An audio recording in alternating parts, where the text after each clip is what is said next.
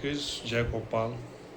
साथियों, आज के वीडियो में हम डिस्कस करेंगे कि जो भी नए डेयरी फार्म खोलना चाह रहे हैं, जो प्लानिंग कर रहे हैं, तो कौन से मंथ में हम लोग स्टार्ट कर सकते हैं। ये क्वेश्चन सबके मन में आता ही है। और हाँ, इसका एक सूटेबल मंथ होता भी है, क्योंकि मैंने बहुत से लोगों से डिस्कस किया कि किस मंथ में डेयरी फार्म करना अच्छा होगा और कौन से मंथ में नहीं होगा। तो सभी ने अपना अपना सुझाव दिया। उसी के बेसिस पे आज हम डिस्कस करेंगे कि किस मंथ में हम लोग को डेयरी फार्म करना अच्छा रहेगा। तो मैं आपको बताऊं, जो हल्की ठंडी, जब ठंडी स्टार्ट होती है, जैसे अक्टूबर नवंबर का मंथ, अक्टूबर, प्लानिंग तो आप सितंबर से ही कर लीजिए। अक्टूबर का मंथ बहुत अच्छा होता है डेयरी फार्म स्टार्ट करने का, क्योंकि जब अक्टूबर का मंथ हल्के ठंडा होता है, उस समय जब हम लोग गाय लाते हैं, गाय को पालते हैं, तो गाय ठंडी में कम बीमार पड़ती है। हल्की ठंडी में गाय कम बीमार पड़ती है, जिससे कि हम लोग को समय मिल जाता है गाय को समझने का। सपोज हम लोग अक्टूबर मंथ में अगर डेयरी फार्म स्टार्ट कर रहे हैं, तो जब हम लोग को क्या होगा कि गायों को समझने में हमको तो समय तो चाहिए कि भाई गाय कैसा व्यवहार करती है, क्या, क्योंकि हमारा बैकग्राउंड डेयरी का नहीं है। तो ठंडे मंथ में उनको भी थोड़ा सा रिलैक्स, जैसे कैसे हमारा शरीर होता है ठंडे में, हल्की ठंडे में थोड़ा सा कंफर्ट होता है, तो वो भी कंफर्ट रहती है। इस पे वो October month is the best month जो स्टार्ट करने का है। उसके बाद हम ये जानेंगे कि किस मंथ में क्या क्या प्रॉब्लम आ सकता है। मैं एक डेयरी फार्म गया था करीब 2-3 महीने पहले, तो वहाँ से कुछ मुझे एक कैटलॉग मुझे मिला था। मैंने उनको भी स्टडी किया। मैं आपको दिखाता हूँ, एक इस तरीके का एक कैटलॉग मुझे मिला था। तो उसमें मैं आपको बताऊँ, उसमें मंथ वाइज एक डिटेल दिया हुआ है कि किस मंथ में क्या गाय को प्रॉब्लम आती है, क्या करना चाहिए, क्या नहीं करना चाहिए। ये सब सारी डिटेल इस कैटलॉग में दिए गए सरकार के द्वारा सभी को। आप पोर्टल पे भी जाएंगे, bihar.dairy.gov, तो उसमें भी मंथली एक कैलेंडर टाइप का वो आपको एक PDF डाउनलोड होगा, जिसमें सारे डिटेल्स अवेलेबल है। किस मंथ में क्या गाय को खिलाना चाहिए, कैसे उनकी देख रेख करनी चाहिए, ये सारा डिटेल उस वीडियो में, मतलब PDF में दिया हुआ है। तो जनवरी का मंथ क्या होता है, हल्का ठंडा मंथ होता है। हम जनवरी से इसलिए स्टार्ट करें कि मंथ जनवरी से ईयरली स्टार्ट होता है। तो हम लोग जनवरी मंथ में क्या होता है, थोड़ा ठंड पड़ती है, थोड़ा ज़्यादा ठंड पड़ती है। तो उसमें हम लोग को गायों को गर्म रखना है, हल्का सा गुनगुना पानी उनको ज़रूर पिलाना है। और ये चीज़ ध्यान में रखना है, उनको गुड़ खाने में, गुड़ और सरसों की खल्ली वो अवश्य देनी है। और जब जो दूध दोहते समय हल्के गुनगुने पानी से उनका थन अच्छे से साफ़ करना है और उनको ठंड से बचानी है। जैसे आप स्ट्रक्चर जो तैयार करेंगे डेयरी फार्म में, तो एक जैसे ही शाम होगा तो उसमें आप थोड़ा सा वो प्लास्टिक टाइप का कवर बनवा लीजिएगा, उसको डाउन कर लीजिएगा, ताकि ज़्यादा गर्म ठंड हवा गाय के पास ना रहे, नहीं तो वो असंतुलन, मतलब उनको अच्छा फील नहीं होगा, ज़्यादा ठंड में वो अच्छा फील नहीं करती है। और कोशिश कीजिएगा उनको कम नहलाने का जनवरी मंथ में गायों को, सवेरे और ख़ासकर मॉर्निंग में तो आपको नहलाना नहीं है उनको, नहीं तो उनका तबीयत तुरंत ख़राब हो सकता है। तो इसमें इस डायरी के अनुसार हम जाते हैं, तो इसमें भी वही है कि पशुओं को ठंड से बचाना है, ठंडी हवा से बचाना है। और पशुओं को बोरी या कुछ शरीर पर ओढ़ा के रखिए, गोईठा या कुछ जला दीजिए, थोड़ा से हवा में थोड़ा गर्मपन रहेगा। तो और धुआं से क्या होगा, मच्छर, बैक्टीरिया, वो सब दूर जाएंगे उससे। तो ये सब चीज़ को ध्यान में रखना है। और गाय को बैठने के लिए, जहाँ पे गाय बैठती है, जहाँ पे आराम करती है, वहाँ पे जो पुआल होता है, पुआल को बिछा दीजिए ताकि उनको गर्म सा महसूस हो और आराम से वो सो भी सके वहाँ पे जहाँ पे आप सोने का व्यवस्था कर रहे हैं। तो उस चीज़ को आपको ध्यान रखना है। दूसरा वही आहार, गुनगुना पानी पिलाना है, और खाने में वही हल्दी और गुड़ और ये सरसों की खल्ली ज़्यादा मात्रा में देनी है, और दूध का वही गुनगुने पानी से उनको धोना है। और वही अगर हाँ, एक चीज़ ये भी ध्यान रखें, अगर गाय प्रेग्नेंट है, अगर प्रेग्नेंट है तो उनको खासकर ठंडी से बचाना है, उनको गुनगुना पानी, क्योंकि उनमें इन्फेक्शन बहुत जल्दी पकड़ेगा ठंड में। उनको जो भी गर्भवती गाय होती है उनको इफ़ेक्ट बहुत जल्दी करता है ठंड, जिसपे उन पर भी असर पड़ेगा ठंड के, अगर लग गई तो, और बच्चे पर भी असर पड़ेगा।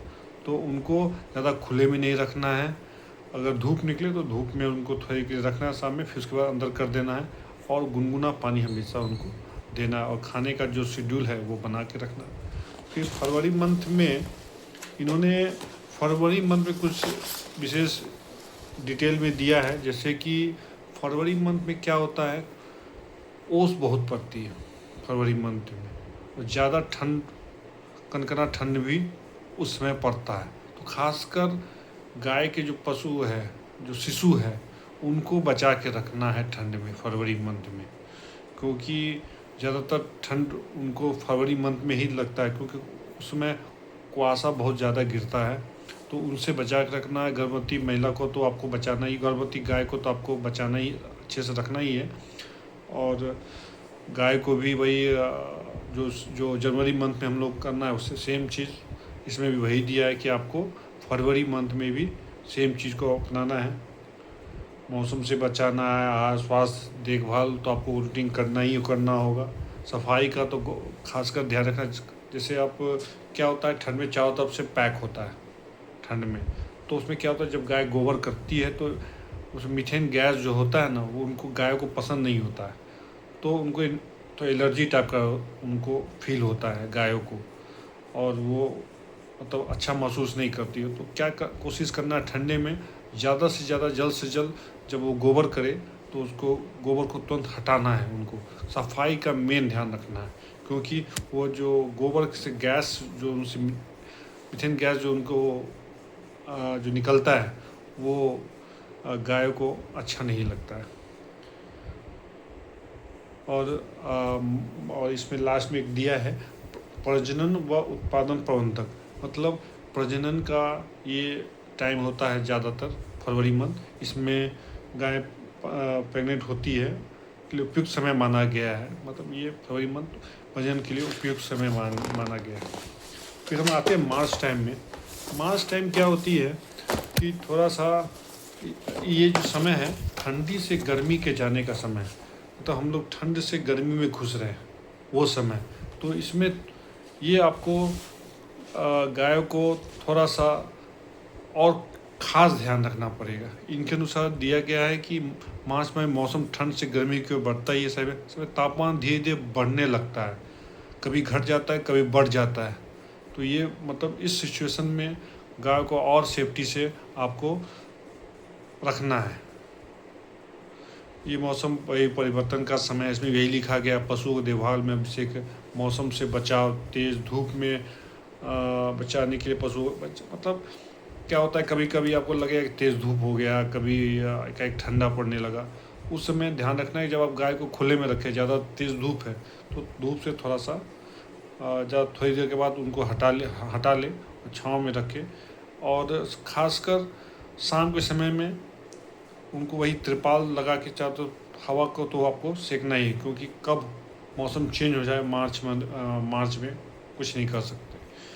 ये भी मौसम प्रजनन के लिए सबसे बढ़िया होता है गायों के लिए। और दूध निकालने से वही गुनगुने पानी से, इस मंथ में भी गुनगुने पानी से आपको दूध का करना है। फिर अप्रैल मंथ में इन्होंने दिया है, अप्रैल मंथ में गर्मी का, मतलब माह में थोड़ा गर्मी का प्रकोप ज़्यादा रहता है अप्रैल महीने में। और इसमें, इस महीने में क्या होता है, दूध घटने लगता है गायों का, क्योंकि गर्मी थोड़ा सा बढ़ने लगती है। तो आपको मेन इसमें ध्यान देना है गायों को पानी ज़्यादा से ज़्यादा मात्रा में उनको पिलाना है। और ठंडी चीज़ें जैसे ठंडी फल, जैसे तरबूज, खीरा, मतलब कुछ कुछ जो ठंडा फल है हफ्ते में एक बार उनको देना चाहिए, ताकि थोड़ा सा शरीर उनका ठंडा ठंडा रहे। वो चीज़ देखना है। बस उसी धूप से उनको बचाना है। सेम इस गर्मी में छाया हवादार चीज़ों में रखना है। सफाई का तो मेन ध्यान रखना ही है। और ठंडों में ठंडे गुनगुने पानी से वही करना, सफाई करनी है। बच्चों को ठंड इस मंथ में थोड़ा सा वही बचाना है थानों पे। और हरा चारा ज़्यादा खिलाना है इस मंथ में। हरा चारा में क्या होता है, पानी की मात्रा ज़्यादा होती है और उन्हें ज़रूरत भी पड़ता है पानी के संतुलन को बनाए रखने के लिए, शरीर में पानी का संतुलन बनाए रखने के लिए। तो हरा चारा कोशिश करें कि ज़्यादा मात्रा में उनको दे। इस माह में समय गौ विकास योजनाएं समन्वय, और इसमें कहा गया है कि मेन जो योजनाएं जो होती है डेयरी फार्म के लिए, जो सब्सिडियां होती है और जो इस मंथ में ज़्यादा से ज़्यादा सरकार प्रोवाइड करती है हेतु संबंधी सभी तरह के, इस महीने में 50% से लेकर 75% जो सब्सिडियां होती है इस महीने से ही लागू होती है। तो इस महीने में आपको डेयरी फार्म के लिए भी थोड़ा सा ध्यान रखना है उसके लिए। तो हम लोगों ने ये 4 मंथ के बारे में जाना, जनवरी, फरवरी, मार्च और अप्रैल। और नेक्स्ट मंथ हम लोग नेक्स्ट वीडियो में डिस्कस करेंगे। और मैं फिर से लास्ट में आपको बता दूं, सितंबर अक्टूबर से आप डेयरी फार्म स्टार्ट कर सकते हो। वो सबसे अच्छा समय होता है डेयरी फार्म के लिए। तो नेक्स्ट वीडियो में आपसे मैं मिलूँगा। आपको अगर ये वीडियो अच्छा लगे तो लाइक और सब्सक्राइब कीजिए, ताकि मैं ज़्यादा से ज़्यादा वीडियो बना सकूँ। Thank you. राधे राधे।